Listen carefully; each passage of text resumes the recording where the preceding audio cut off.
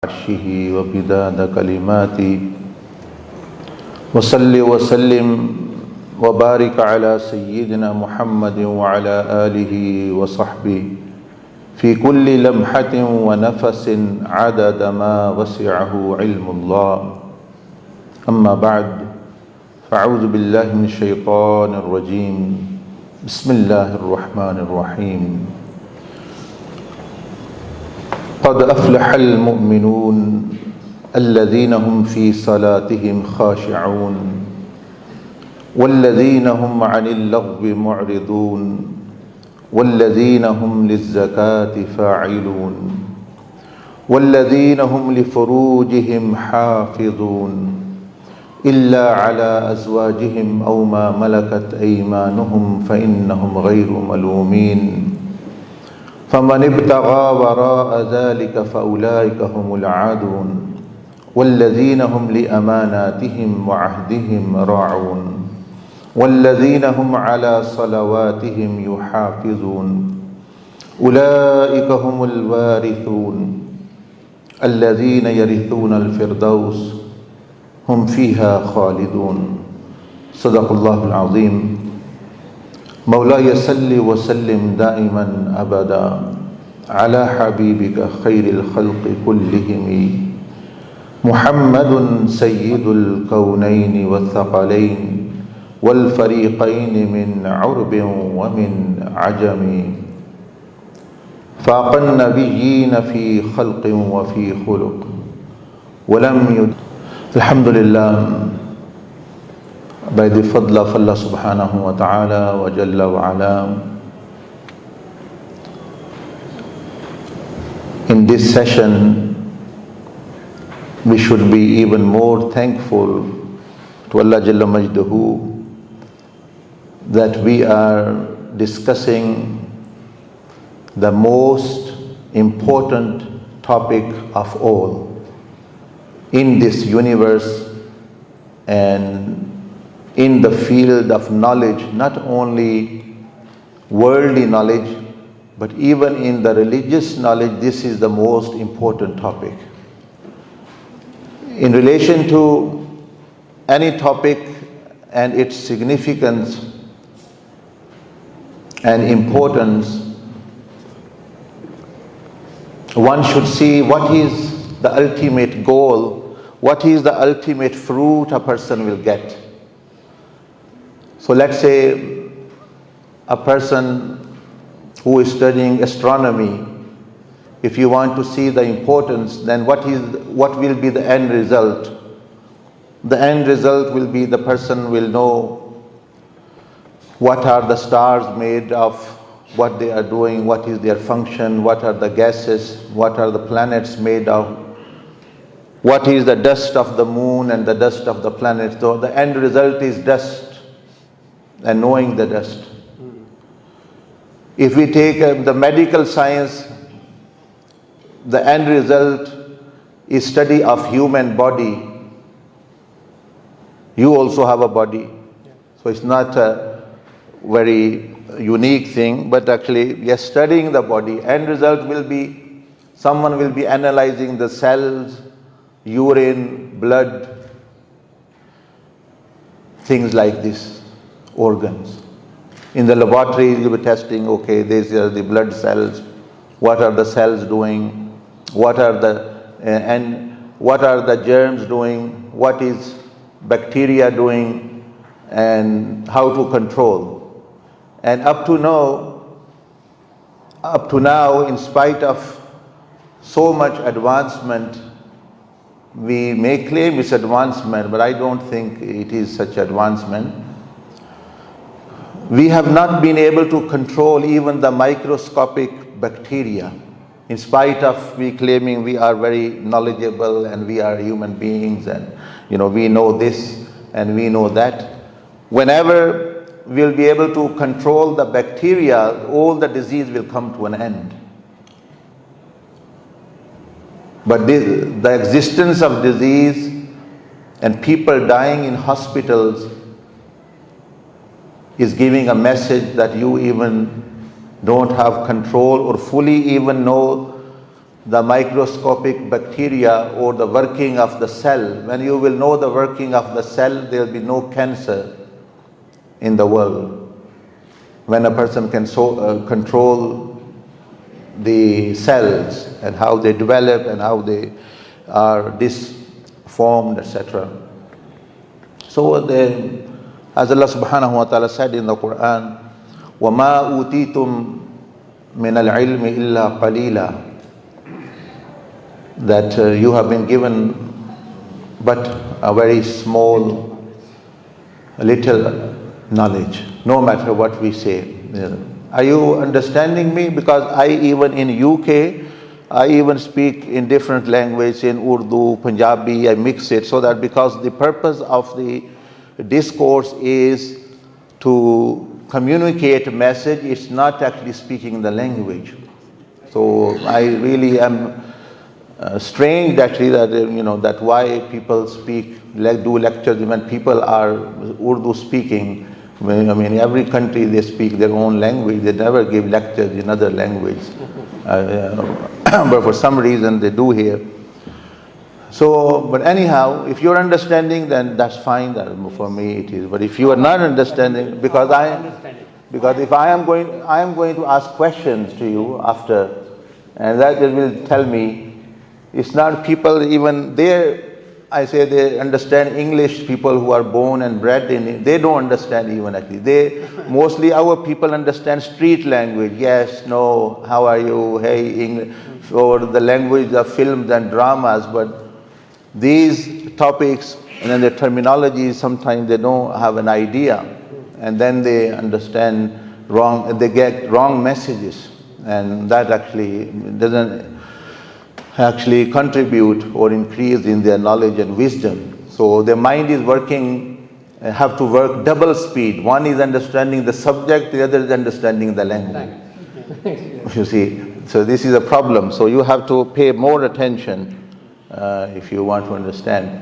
But anyway, I don't speak in an accent. If we speak in UK accent, sometimes people living like the Shaykh has been living in Glasgow, we don't understand what people in Glasgow, the English they speak. Glaswegian dialect is very hard. In England, we don't understand their English. Yeah. So there is so much difference. But I normally speak in an accent which everyone can understand. Yes. If you are American, you are English, you are, for example, Irish or whatever. Because this is like the standard type English. Anyway, if you're understanding, that's fine. I am fine. Because Allah subhanahu wa ta'ala said in the Quran, وَمَا أَرْسَلْنَا مِن رَسُولٍ إِلَّا بِلِسَانِ قَوْمِ, that I have not sent a messenger but in the language, speaker of the language of the same of the people. So we are going against the Quranic wisdom now. But anyhow, but anyhow, I mean, if you understand, that's good. That's good. So, inshallah, that's fine. When I will ask questions at the end, then you will understand what I am saying. You'll be happy. Okay. So now I was saying that to know the significance and the importance of any subject, you can know the importance of it, that what you get at the end. And I was giving you the example of science, of medical science, of astronomy, of the study of materials. That end of the day, it is those materials. Dust is at the end, blood is at the end, studying germs is at the end. And the new virus which has come up in China, we even do not know actually what that is and how it works and things. So we think we have great brains, but the resistance which these things develop, it seems they have super brains, that they are even actually dodging, or you may say bypassing the human actually intellect that they can't control. Anyhow, but they are under the control of Allah Jalla Majduhu. Anyway, every cell, every germ, every atom, every cell, exactly, they know who is their Lord. And as Allah subhanahu wa ta'ala said in the Quran, يُسَبِّحُ لِلَّهِ ma fis samawati wa ma fil ard. Whatever is in the heaven and earth, living or non-living, meaning every cell, every atom, every proton, every neutron, even the subatomic world, the subneutron world, and actually everything, Allah Azza wa Jal says that they are glorifying and doing the tasbih and the dhikr of Allah subhanahu wa ta'ala. And it is only human beings and jinnat which are sometimes oblivious, and they are in ghafla or in state of heedlessness actually. Whilst other creation, they are not heedless. They are in dhikr all the time. Even I say sometimes the gold for which we forget Allah, the wealth of this world, gold and silver, diamonds, necklace of diamond, we forget Allah subhanahu wa ta'ala. That diamond itself is remembering Allah.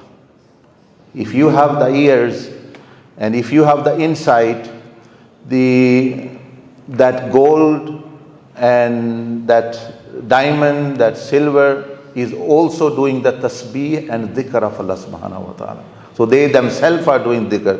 This water is also in remembrance of Allah subhanahu wa ta'ala. Every hydrogen atom or oxygen atom, and even lower than that, they are also in remembrance of Allah. But that remembrance, their way of worship is hidden from us. But if in tasawwuf and tazkiyah and ihsan, these veils are lifted and a person can directly sometimes witness what they are doing.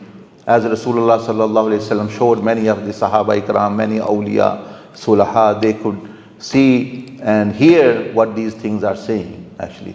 And today science is telling us little bit that the plants are crying, they cry, they weep, they become sad, they communicate. Firstly, people used to laugh when they used to hear, oh, that saint was speaking to, let's say, a tree. Oh, what a stupidity! How are they speaking to the trees? What are they saying? But now the same people are actually communicating. They know that this is happening and everything. Anyway, that's why I said that we have very limited knowledge. No matter what we claim and what we think, we know. So I was saying in the beginning to make you aware of the importance that this is the most important subject in whole of the universe, because at the end of this subject is Allah subhanahu wa ta'ala. At the end of the study of other subjects is creation only. Be it medical science, be it botany, be it actually, you may say astronomy, be it technology or computer science or whatever. End of that will come a creation. You will end up analyzing some plants or some cells or whatever in the universe. But end of this subject, which you are now listening to or discussing, or I will be saying few things about it, is Allah Jalla Majduhu Himself. So it is the art of achieving the ultimate aim and purpose. Second thing I would like to say, so that's point number one, which I mentioned. Second point which I would like to say, that in Islam, now we come to Islamic subjects like Aqidah, like Fiqh, like Hadith, Tafsir, and all these subjects, study of Arabic language, study of history, study of the Seerah, study of Sarf and Nahw, and meaning the Arabic grammar, or actually Tajweed, many Islamic subjects which are amongst them, this subject, which in Quranic terminology it's called Tazkiyah. Tazkiyah is the most important subject in all of the Islamic sciences as well.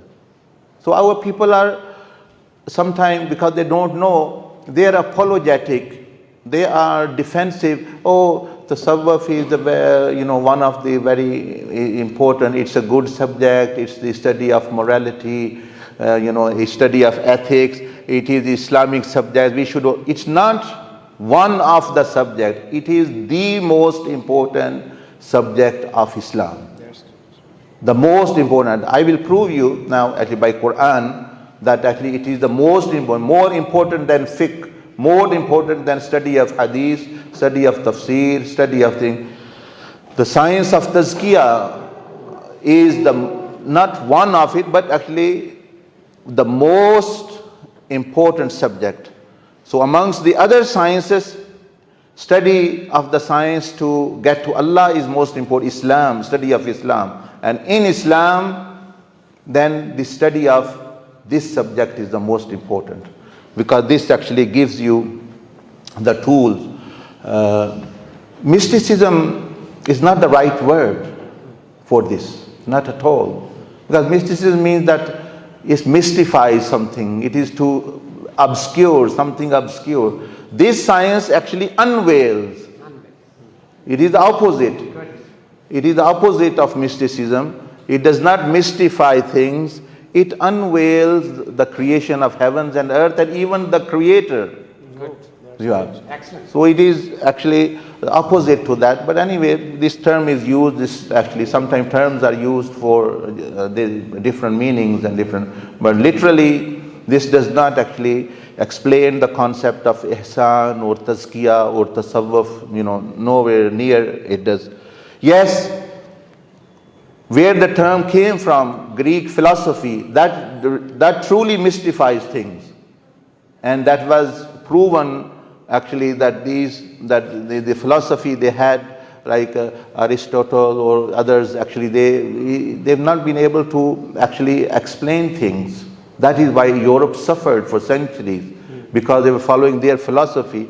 And their philosophy, and people who followed their philosophy, they mystified things. And this new, you may say, age of science, this aeroplanes and computer, they only came into existence when they said no to all these philosophy. They just actually negate, they said this is all useless talk and useless terminology, because they've been discussing why things were created, why God did this, why God that did that, why this is happening. So people in the 18th century or 17th century, they became fed up. They said, we are just fighting. They're not benefiting. What are these philosophers and these mystics, what are they giving humanity? They're giving nothing. They are only creating infighting. People are arguing, having debates. There's nothing. End of the day, there is no result. So they said no to all this. They said from now on, we are not going to study the why. We are going to study how things are working. This how things are working is the nucleus or the mother of this new science, which we are now all benefiting from. We are not concerned why God creates. It's not our subject. So if a scientist say, who is God and why God creates, he is going even against his subject. Because the forefathers of this new science, like for example Einstein and before, the people who actually were the pioneers, they said they were believers in God, but they said we are not going to discuss this. This is not the subject area of science or philosophy or anything like this. God, that is different. So they don't discuss. So now, but because some people even do not know science and what are the principles of it, so they enter the domain of religion and domain of, they try to question actually the creation. Anyway, our brother and son who recited these verses of Quran, we said, Inna fi khalqis samawati wal ardi wa ikhtilafil layli wan nahari la ayatin li ulil albab. What is it saying?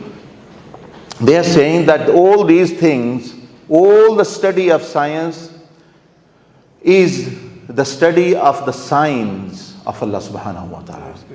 Science is the study of the signs. They are signposts. La ayatil li ulil. They are signs. And if we get lost in the signs, not where the signs are signposting towards or directing towards, we are not the wise people. As the saying goes, they say, when the wise point at the moon, the fools look at the finger. Again, listen. When the wise point at the moon, imagine this is the moon. when the wise point at the moon, the fools look at the finger. They should be looking at the moon, not the finger. So all creation is a finger signposting towards a great marifa, a great knowledge actually of Allah subhanahu wa ta'ala. And if all we do in all our life is study finger, what is it made of, what is the nail and things, where the finger is pointing, we've lost the purpose. So that person dies as illiterate and with lack of knowledge because he's never achieved the purpose. Let's say here is a sign says, for example, Islamabad. So this means that I should be going towards Islamabad because that is my destination. And I get stuck there. Oh, what is this sign made of? What type of calligraphy it is? What type of writing it is? What is the sign? Is it wood? Or what are the cells? And what are the atoms doing there? Or etc. What is the shape of the sign? I am still at the signboard, not at the destination. People will say, have you gone mad? Why are you here? You should be traveling towards Islamabad. This is the sign.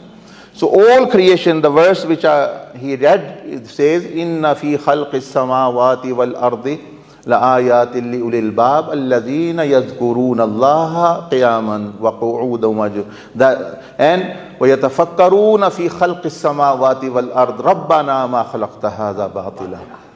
So now Allah subhanahu wa ta'ala is saying that these were the signs, and the wise people, ulil albab. Albab means the wise people, they come to the conclusion and they reach the one who they are signing towards, who are they directing towards. All the creation is a signpost to Allah subhanahu wa ta'ala. That's why they are known as ayah, and actually they are a sign. And if a person is not directed, then they're just studying the finger. So all the creation.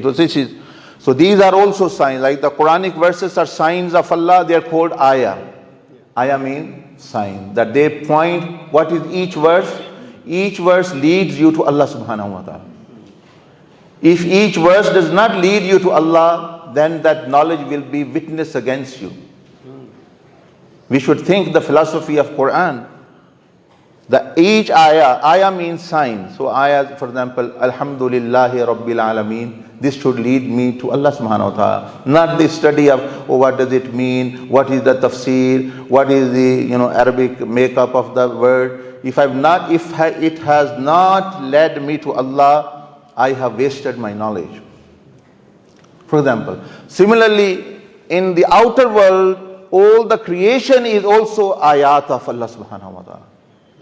So in a way, there are signs in the Quran, and in a way, there are signs outside. And they both guide towards Allah subhanahu wa ta'ala. Now, this is the second point. Third point is that how do we know this is the most important subject in the Quran or in Islam? Answer is, look, when Quran wants to mention the importance of something, the Quran uses many methods. The Quran uses many methods.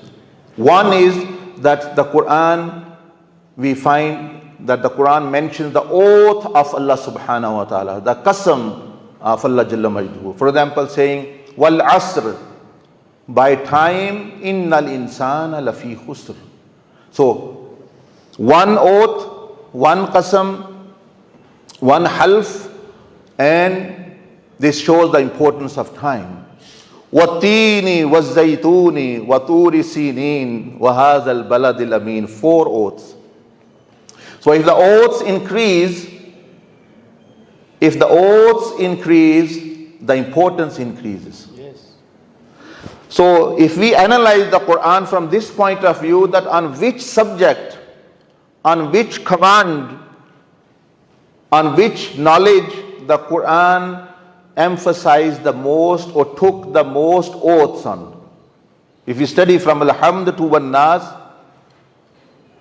that on which matter the Quran mentions the many on, यानी किस मौजू पर कुरान मजीद में सबसे ज़्यादा कसमें पाई जाती हैं, अल्लाह पाक ने कसम उठाई कि इस मौजू पर ज़्यादा कहाँ.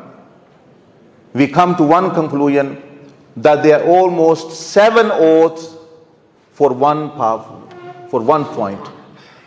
And that shows the importance of the subject. What are they? وَالشَّمْسِ وَضُحَاهَا. One, the moon. وَالْقَمَرِ إِذَا, the moon which follows it.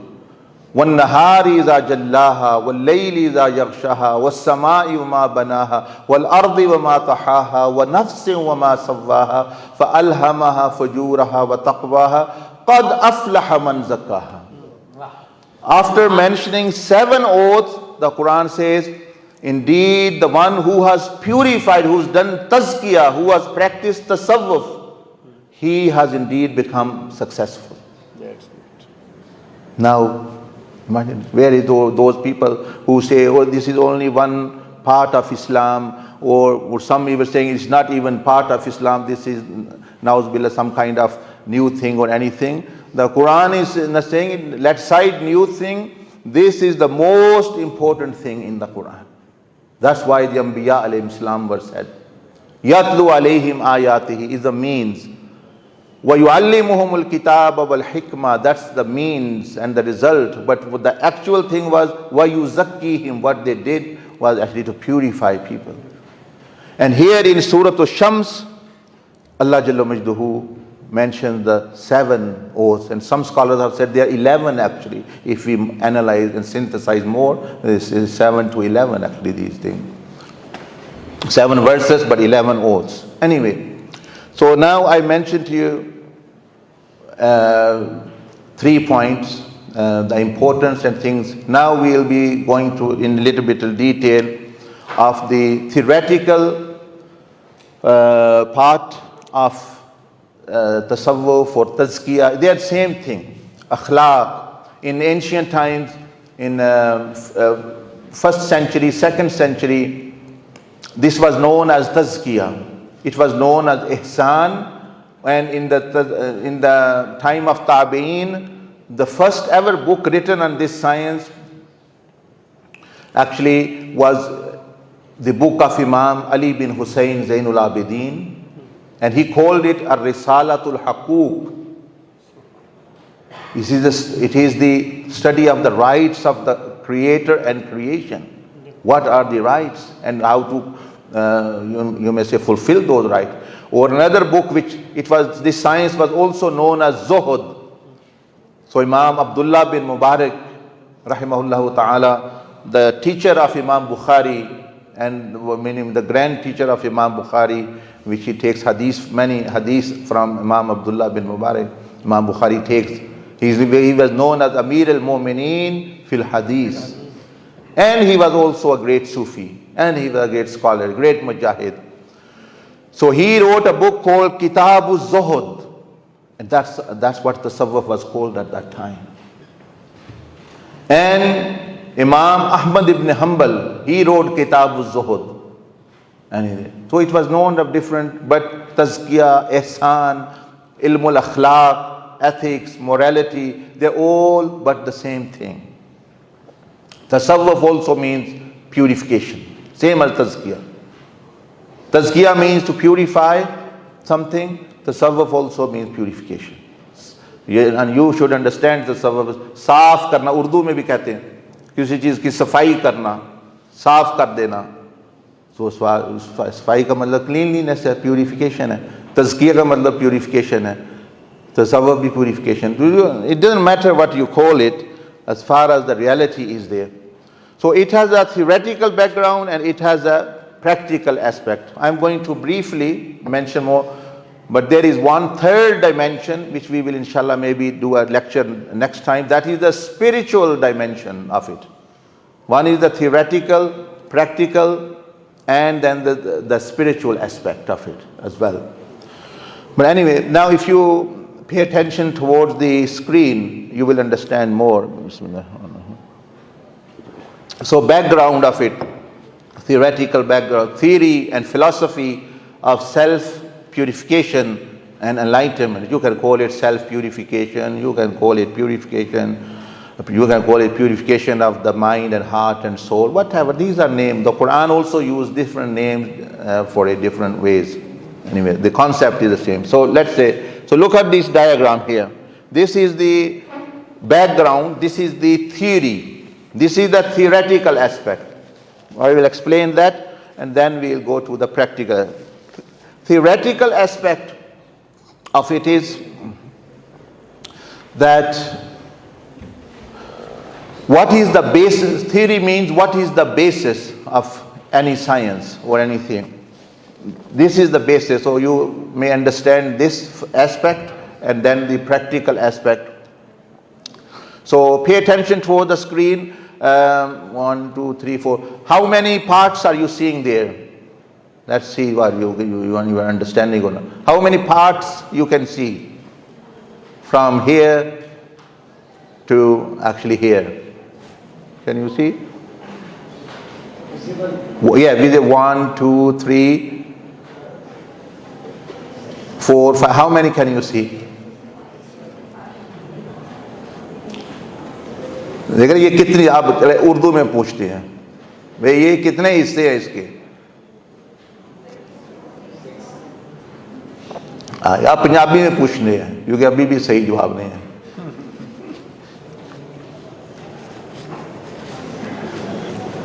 अगर आप यही नहीं गिन सकते तो आगे क्या समझ आएगी जी?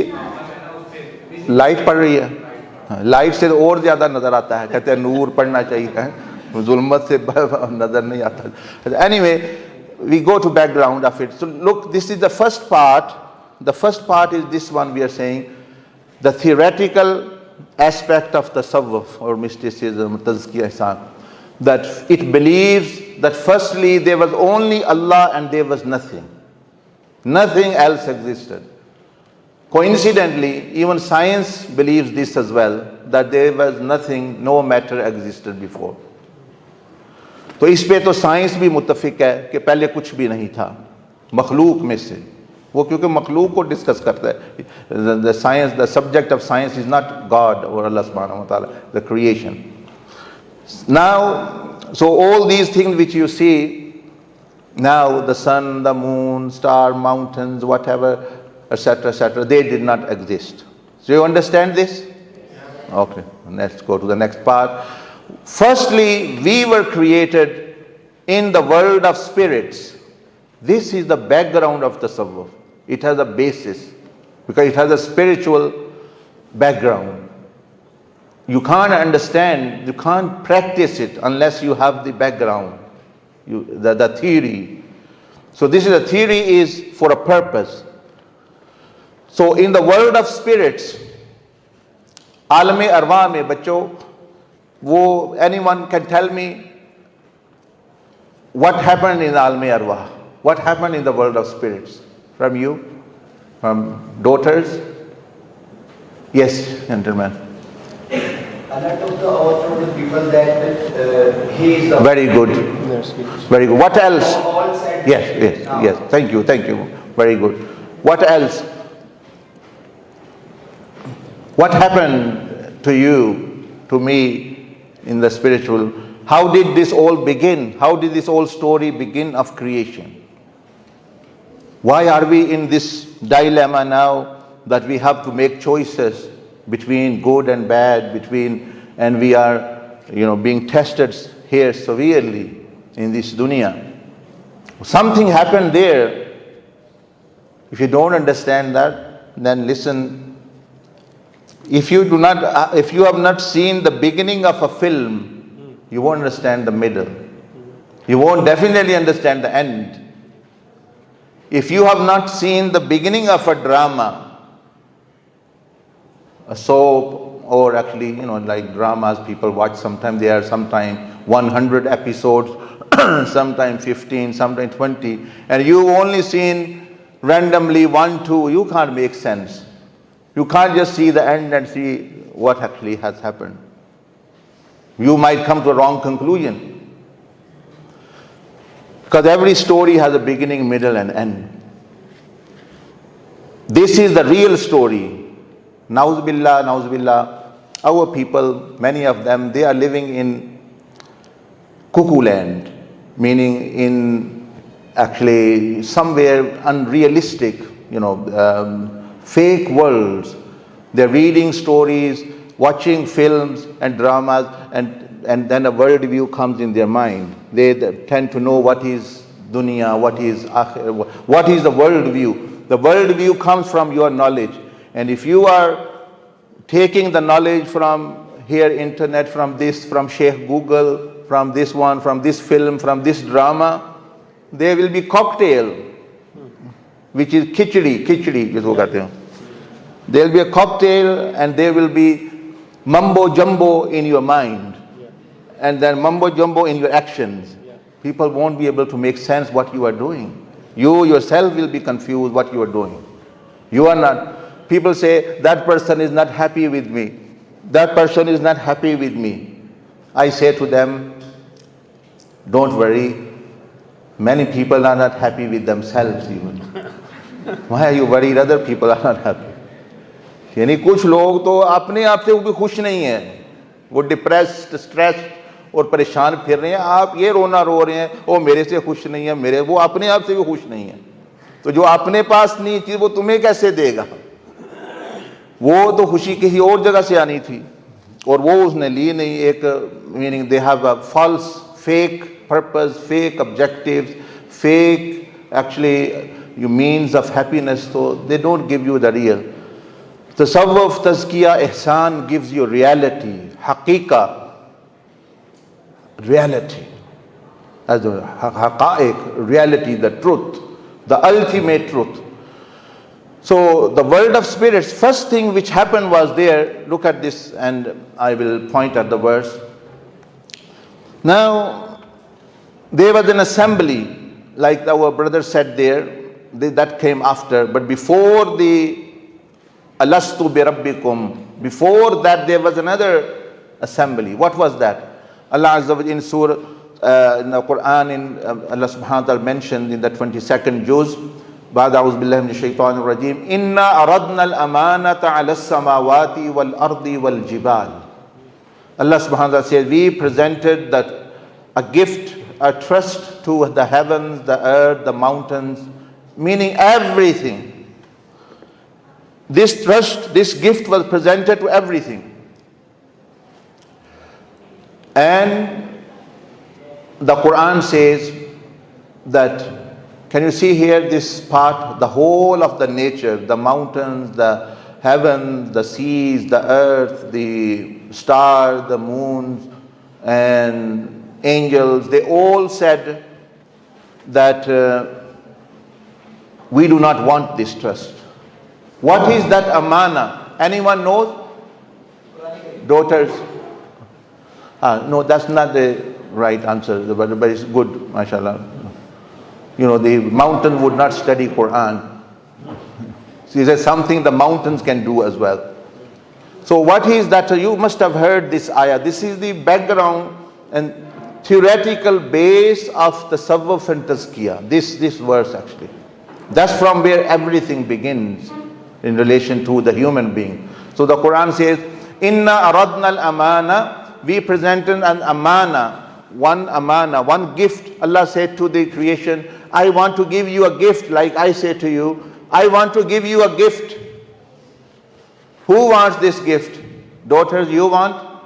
Brothers, you want? Elderly people, you want? And what is that gift which Allah presented to the creation? What is that amana? Anyone knows? Anyone can have a guess? Sorry? That brother has already said, brother, let me know, how is the earth going to read Quran? This is Allah presenting to the heavens, earth. हर मखलूक को अल्लाह कह रहा है कि मैं एक चीज देना चाहता हूं, कोई भी ले सकता है.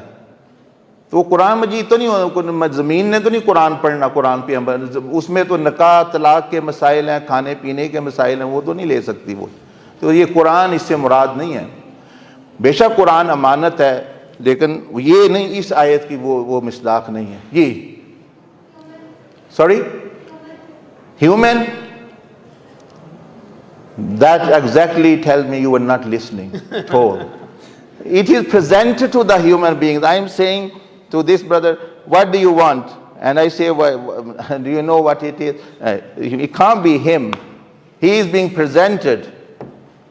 Yes.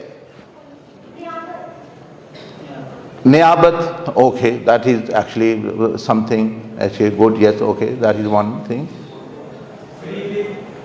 Sorry? Free will. Yes, that is the right answer. Actually, one of the right answer. So this was Allah subhanahu wa ta'ala saying to the creation of all creation that I have not given freedom of will to anyone. किसी के पास भी नहीं है. Now I want to give to one creation, or two creation, or three creation. Who wants it? Heaven said, we don't want it. It's too risky business. It's too risky. Because if Allah said, if you will abide by that amana, I will reward you in such a way that no one is rewarded. And if you disobey, if you misuse this freedom of will, you will be punished in such a way no one is punished. So the heaven said, we don't want. Mountain said, we do not want that. Earth said, وَحَمَلَهَا الْإِنسَانِ. Look at this diagram here. وَحَمَلَهَا الْإِنسَانِ. Human beings took it. So that's from where story. Daughters, there are chairs here in the front. You can come and sit. ये equipment हटा दें, वो वहाँ कुछ का नहीं, ये बच्चियाँ बैठती हैं. Okay, that's fine. It's up to you. But there are one or two chairs here.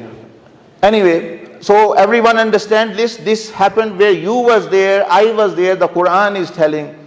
Now, once we do not know this freedom of will, we have Allah subhanahu wa ta'ala. Once Allah Azza wa Jal gave us, that is why we are able to do good and bad. That is why we can choose between good and bad.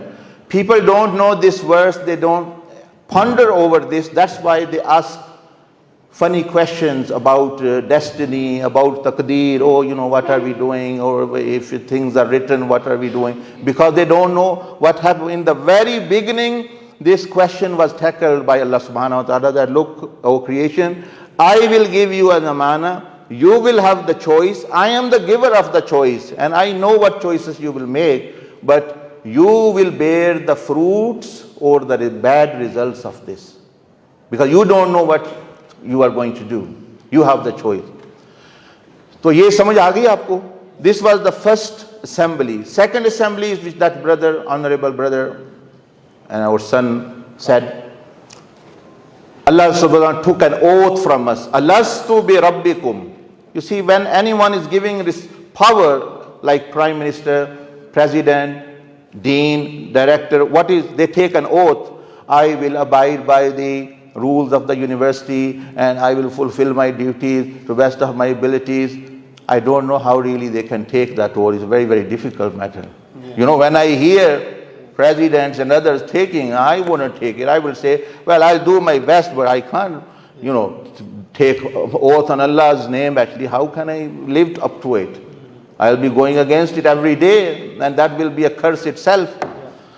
Anyway, there was an oath as well. So Allah subhanahu wa ta'ala mentioned to the arwah, I have given you power now. I have given you wisdom now. I have given you the power to do good and bad. Now you promised me that you won't misuse it. Alastu bi rabbikum qalu bala shahidna. And we said, yes, Ya Rabbal Alameen, we testify, we won't misuse, you are our Lord, we'll follow you, worship you, and that's it. Second thing. Third thing happened in Alami Arwah. Allah subhanahu wa ta'ala gathered the souls of the Anbiya and the Prophet Muhammad sallallahu alaihi wasallam. That is called Ahde Mithaq. And there is the meaning of the verse. وَإِذَا خَذَ اللَّهُ مِيثَاقَ النَّبِيِّينَ لَمَا آتَيْتُكُم مِّن كِتَابٍ وَحِكْمَةٍ. Allah Azza wa Jal took, this is Muhammadan covenant. The spirits knew this. Anbiya's arwah, they knew this. Allah subhanahu, this is my beloved. If you fulfill your oaths and your freedom of will according to how Prophet Muhammad sallallahu alaihi wasallam will show you how to use it, you will be successful.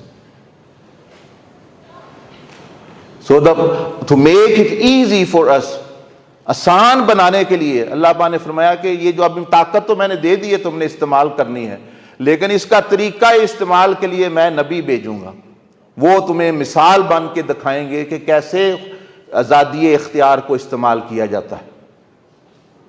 And fourthly, in Surah Yasin, Allah mentions, Alam ahad ilaykum ya bani Adam, Allah ta'budu shaitan. Allah took another oath. Don't use this freedom like Satan, like the devil. He is a bad example of using the freedom of will. Prophet Muhammad sallallahu alaihi wasallam is the best example how to use that freedom of will. ये तो हो गया background here and the world of spirits. You understand? This is the background of the tazkiyah, or the wisdom, or the philosophy of life, the world view. Now comes the next part where we will be tested. This is the examination. Allah Azza wa Jalla said, okay, I have given you the power, I have given you the tools, now we will see what you do. I will send you in an examination room, that will this earth. Look at here, this earthly life. There will be subjects through which you will be examined, and there is an examination. It is for testing. So the earth is, the philosophy of Sufism and Islam is, the earth is a testing station, not a resting station. Yeah. Many of them, it's a picnic, I'm going to enjoy here, this, that. Well, if you have time to enjoy, do enjoy, but this is not the purpose. It's going to end soon, or later actually. This is not the ultimate aim. Like people go to work, you come to study, don't you have breaks? You enjoy in break time, you can. But if you only take breaks in the university, the teachers are waiting for you in lessons and you are saying, I am just doing picnic in the picnic ground and I am taking a break and lunch for 4 hours. That will be against the purpose of the university. Similarly, it will be against of the creation of universe if a person will treat this as a resting and picnic station. This is liyabluwakum ayyukum ahsanu amala. You will be examined every minute, every movement. You are being tested how you react to different scenarios. Allah is putting you in different scenarios. Different scenarios are coming to you every day, every second, and your reaction is being recorded. This is an open book exam. You understand? The answers are already given. It's an open book exam. You have a white sheet of paper, you have a question sheet, you have model answers. It should be easy now, shouldn't it? देखें ना, आपके इम्तिहान होता है, सवाल पर्चा आ गया, जवाब का भी पर्चा आपको जो लिख दिया जाता है, अल्लाह से अल्लाह जवाब लिखे हुए हैं, आपने सिर्फ खाली पे नकल करना है. इससे भी कोई आसान बात है? बस यही अल्लाह पाक हमारे साथ कर रहा है. Questions he has put. All life is a question. All life scenarios are questions. What is the white sheet is ourselves. We are born as pure. And where are the model answer? In the life of Prophet Muhammad sallallahu alaihi wasallam. Every scenario is answered. Every question is answered. Every situation has an answer there. Every problem has an answer. All we have to do is just to look at him, copy him. Look at him, copy him. That's known as Sunnah. Sunnah shouldn't be looked as a burden. It should be looked as a blessing. आप जो उस्ताद आपको मदद कर रहा है आपके इम्तिहानात या मतलब यानी आपकी मदद कर इम्तिहान में कामयाबी, इस तरह तैयारी कर लो, इस तरह याद कर लो, वो तो एहसान कर रहा है आपके साथ. और हुजूर अलैहि, इसलिए अल्लाह पाक ने फरमाया लक़द मन्नल्लाहु अलल मुमिनीन इज़ बाअसा फ़ीहिम रसूलन मिनहुम, कि ये बड़ा एहसान है मोमिनों पर, ईमान वालों पर, कि उसने वो हस्ती भेजी जिसने हर सवाल का जवाब 100 मार्क्स से भी ज्यादा परफेक्ट करके लिख दिया तुम्हें. You only have to copy. और हम जो है वो मॉडल आंसर की बजाय जो फेल है पहले ही तालिब इल्म, या वो कोई बंदा पहले ही फेल है, शैतान पहले ही फेल हो चुका है या नहीं?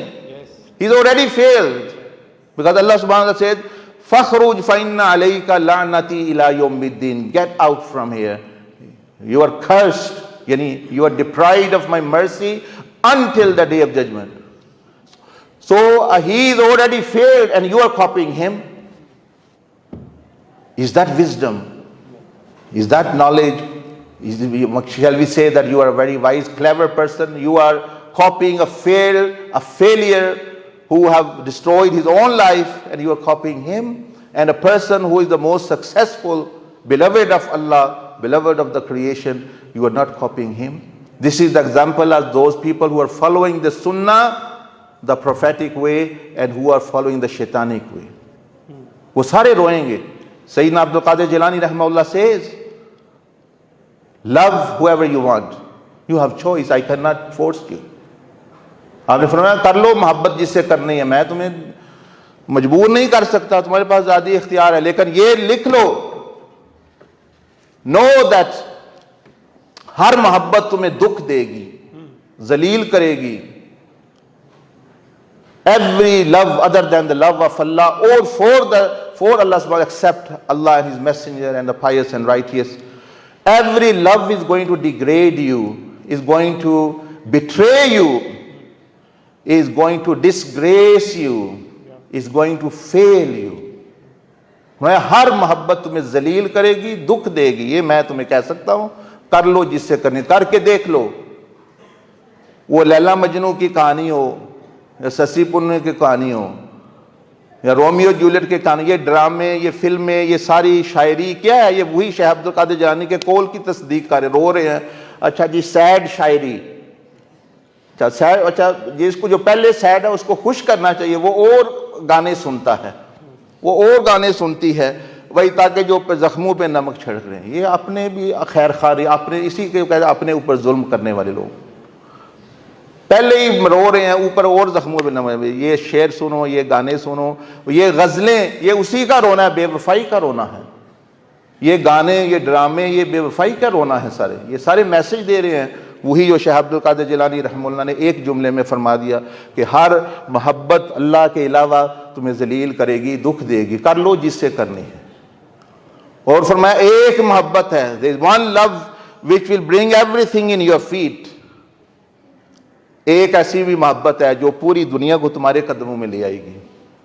ये दुनिया तो क्या, आखिरत भी तुम्हारे कदमों में आ जाएगी. आखिरत भी सब इंतजार कर रही होगी उसके लिए, जन्नतें उसके आशिक बन जाएंगी. So all this you see is sad poetry and films and stories and novels, and all these stories, they are romantic stories. They are witnesses to what Sayyidina Abdul Qadir Jilani says, that these false loves, they will betray you, they will never be faithful to you as such actually, and in the end they are going to leave you soon. Anyway, this is this dunya. But as I said, it is a short test. That even though you get 60, 70 years, let's say, I don't know, what's the life expectancy here in Lahore, in Pakistan? कितनी लोग जिंदा रहते हैं? 60. So let's say 60 is the life expectancy. So imagine even in those 60 years, look at the screen. 13 years are spent in childhood, 15 years in work and education, 2 years in washroom and restroom, 20 years in sleep, or 22 years in sleep, 8 hours per sleep, 1 year doing nothing. So from 60, only 6 actually remains. A person who lives 60 years, he is only going to live really 6 years. That is the message of Tasawwuf. That is the theory of Tasawwuf. That is the message of Islam as well.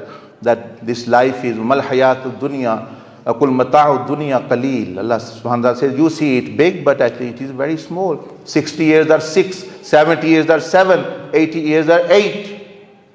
And that 6 years, how you live, you don't know as well. But you have the choice. The ball is in your court. After that, the result starts. The result starts in the form of barzakh. This is the theory. This is the aqidah. This is the basis. This is the beliefs. This is the foundation of tasawwuf. This is based upon very strong, actually, these components. So the barzakh, if you have passed the test in this life, you will go to the higher realms. Look here, the ala illiyin. Barzakh will become like paradise. And if you have made the wrong choices, if a person has made bad choices in the world, they will come to haunt him or her, and his grave will become a pit of hell. Then the next life, the theory in this theory and in this basis of the tazkiyah is the day of judgment, that you will be accountable for every action and inaction. Every action and inaction. And then there's a concept of the bridge of Sirat, the bridge of Kantara, the fire of hell, and the ultimate reward, the eternal kingdom of heaven. So all these 5 lives, 1, 2, 3, the barzakh, the 4, the day of judgment, and the akhirah, these are the theoretical actually background of tasawwuf. Now, moving to actually the practical aspect and example. In tazkiyah and ihsan, there are 4 conditions. This is now practical. If anyone wants to embark upon this journey like a plane, she wants to fly to Allah subhanahu wa ta'ala's closeness, or he wants to fly. The first one is aqeedah, the beliefs. The second one is the knowledge of fiqh, the do's and don'ts. The third one is tawbah, purifying your past. And the fourth one, striving. And after that, tasawwuf starts from these 7 organs. Let me show you.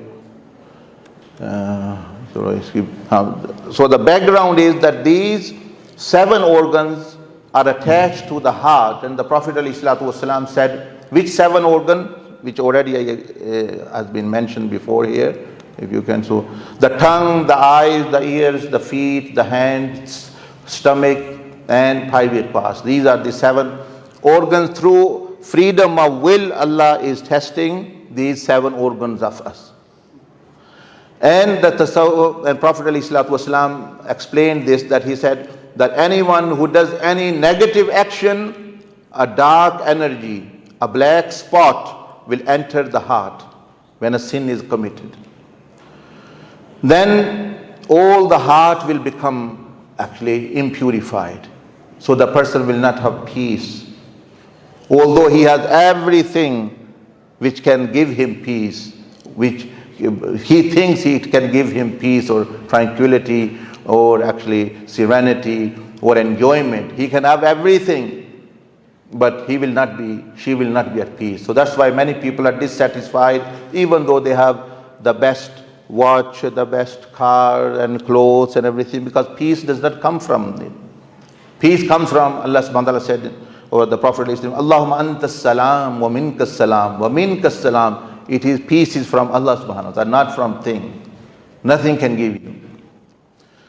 So the heart is impurified. So the tazkiyah, this is the practical tasawwuf now. We moved on. Now, if you want to purify organs, you can start from, let's say, the tongue and avoid these negative actions, these harmful actions. And in practical aspect, you can practice these actions and this purification until you master the use of the tongue. So we also do this online from all around the world. People join this program of practical tazkiyah, practical purification, and they can register. Even sisters, brothers, and mentors and mentoresses are assigned to them, and they can actually carry on with their journey. So what happens now, when you purify each organ, the darkness cannot enter, you see. The darkness, the light can enter. So then what happens is the 7 organs become purified. When the 7 organs become purified, the Prophet ﷺ said, Al-Muslimu man yadmanu li ma bayna lihyay wa ma bayna rijlay admanu lahul jannah. Whoever guarantees me whatever is between 2 jaw bones and 2 legs, meaning tongue and private parts, I guarantee Jannah to that person, that ummati. So according to the hadith, now the person is purified as such. And so this is the body of the plane, and the 7 windows. Then we go to the purification of the mind. So I don't know how much time we have, but it carries on the practical aspect. 15 minutes we have. You want to also give them some time for question answers? Yes, of course. 15 minutes for question answer. After? Yeah. Okay. Okay, then very quickly in 15 minutes I will go through. So that was the first stage of practical tasawwuf. What was that? Purifying hands, eyes, ears, tongue, feet, meaning not to use these things in any negative manner. Wahi banda, that person become true Muslim, because tasawwuf, tazkiyah is the essence of Islam, is the ruh of Islam.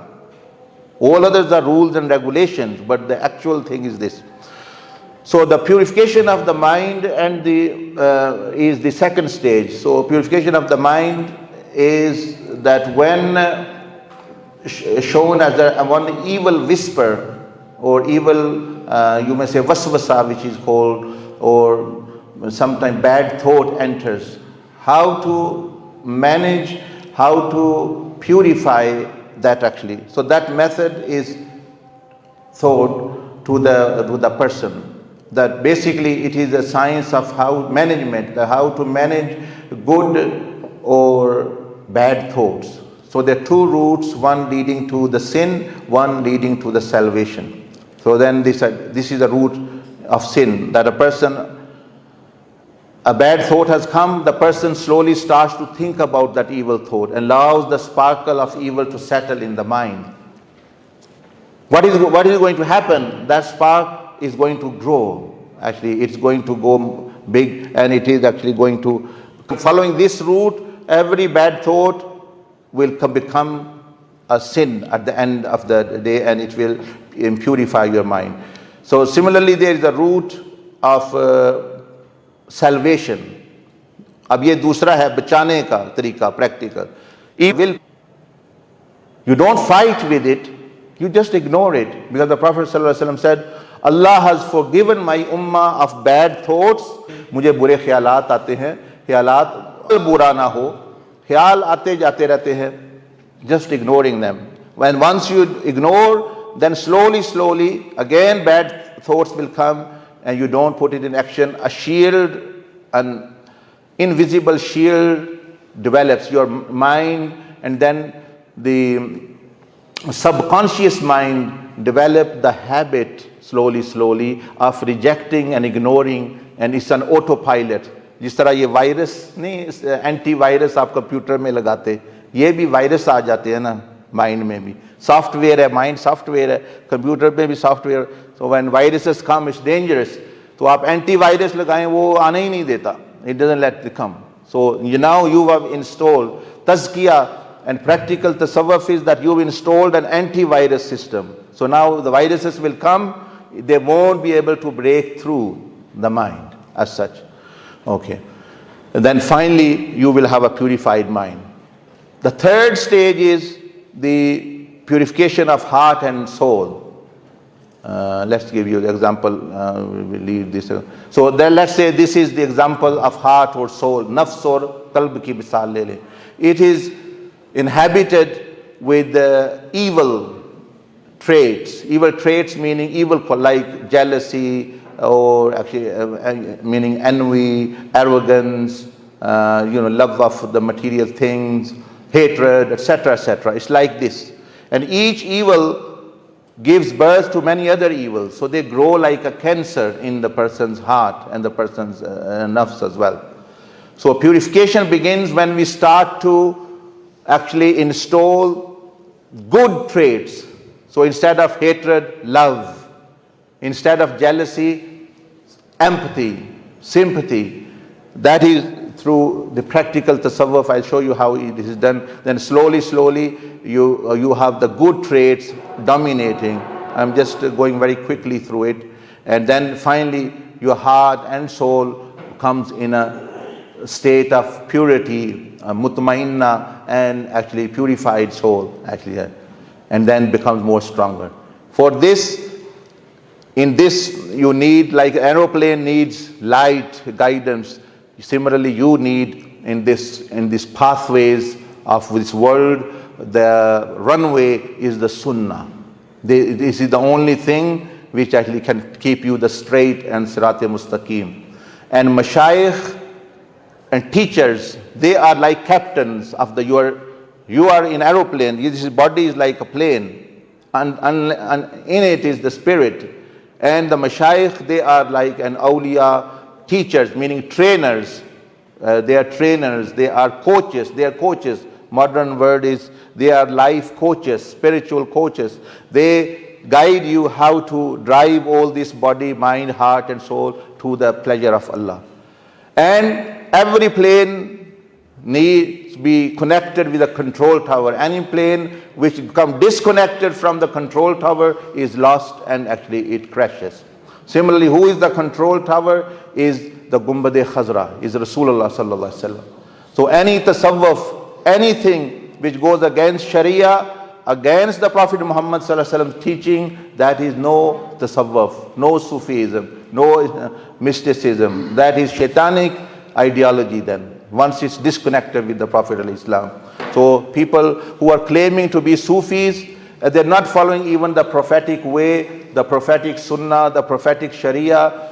Actually, they have nothing to do with Islam or Prophet Muhammad or Sufism of the Awliya and Sulaha.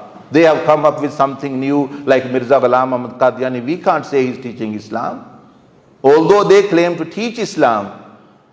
But we can't say he's teaching Islam, but they are posing as Muslims. Similarly, there are actually people who are posing as Sufis, but they are the false ones, like Mirza Ghulam, false prophet, they are false Sufis.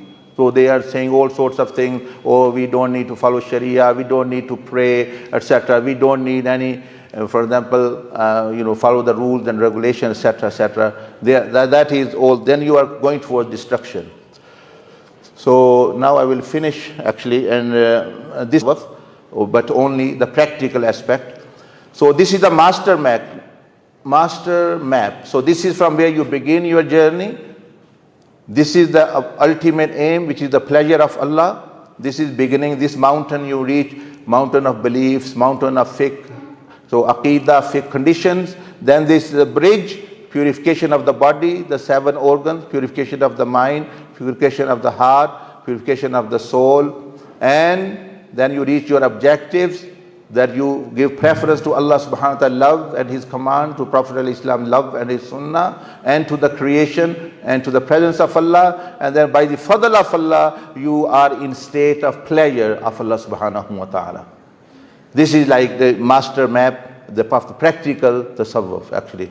So summary is, if you want to begin, then you practice some dhikr, which is the best dhikr is La ilaha illallah, and muraqabah. Muraqabah means dua with presence. What is muraqabah? It means the presence of Allah. Allah is with me, Allah is seeing me, Allah is hearing me.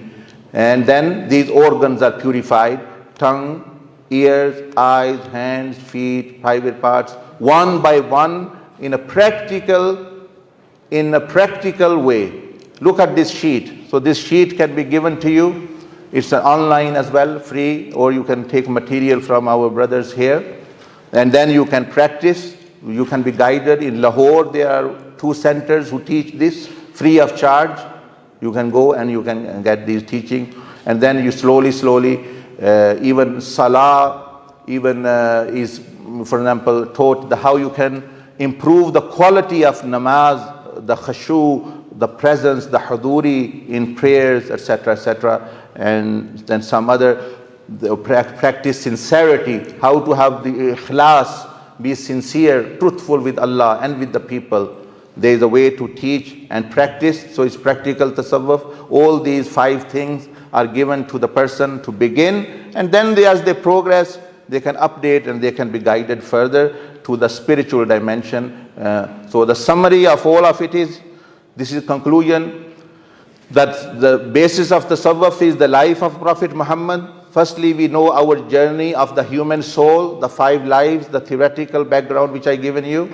Then the practical tasawwuf begins with right beliefs, right knowledge, fiqh, tawbah and mujahada, and then purification of the tongue, ears, eyes, stomach, hands, feet, purification of the mind, purification of the nafs, enlightenment, then giving preference to Allah subhanahu wa ta'ala, the Prophet ﷺ, and the creation, and then actually by the fadl of Allah you reach the pleasure of Allah. So this is the whole actually the conclusion and summary. So I end here. As I said, there is a spiritual aspect which I have not actually gone into. Maybe next time we can go, but now I will end here, and now it is your time to ask any questions or anything on the theoretical and also on the practical aspect. And if you are serious, you want to join, there is no condition of bay'ah, there is no condition of membership or money. Between you and Allah, we can facilitate the journey. People from all around the world, from Canada to America to New Zealand and Australia, here in Asia, Arabia, they're all following this program, which is free of charge, of practical tazkiyah and ihsan, and their lives are becoming better. They have better relationship with their families, with their spouses, with their neighbors, with Allah subhanahu wa ta'ala, with the Prophet al-Islam and everyone, and are hopefully will become successful in akhirah. Jazakumullah sanal jaza. Subhanakallahumma bihamdik. Nashhadu an la ilaha illa anta nastaghfiruka wa natubu ilayk. How comprehensive it has been. Mr. We shouldn't say it because Shaykh, Hazrat Allama, Maulana, Doctor, Professor, all the titles he has. No, please, I don't like anything. He likes to be Ahmad Dabbagh because Abdul Aziz Dabbagh has been his teacher, and he associates himself with his teacher. Pay thanks to him by titles. Now the mic is provided to you. 15 minutes for question and answer session. See.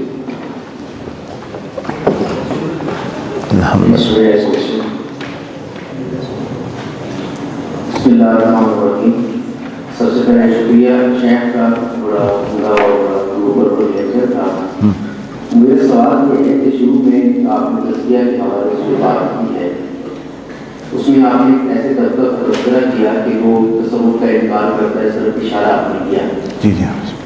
अब ये जो आपने ये सारी गुफ्तगू की है, हमारे तबका इसको तस्लीम तो करता है, लेकिन मैं आपको बता देता हूँ, जो हमारे यहाँ इस्लाही दरस्तान है, यानी मौलाना इस्लाही साहब का, तो वो उनकी कोशिश यही है, सिर्फ वो उनको खानदानी निज़ाम से उनका मसला है, वो तो सब को उसके साथ जोड़ते हुए जो प्रेजेंट किया जाता है, तो हमारे यहाँ एक प्रोग्रेस भी है, वो उसका इनकार करते हैं।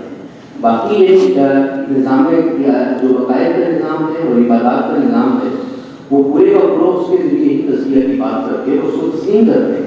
बस जहाँ तक ताल्लुक़ है मिर्ज़ा ग़ुलाम अहमद साहब का, वो तो खैर यानी नबूवत की मुमकिन है, ज़्यादा उससे क्या लेना देना।